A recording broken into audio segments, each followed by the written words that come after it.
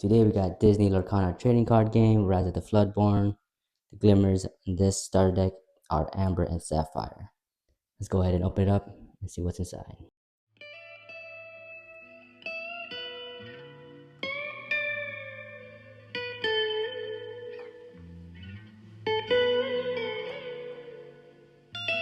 It's serious.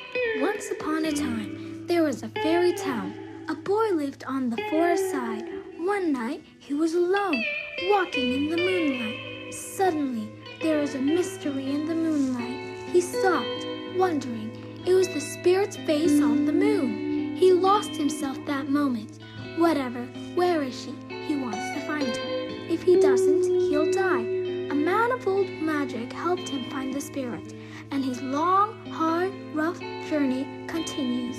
At last, he found her on the other side of the moon. They fell in love, then they flew to the stars and flew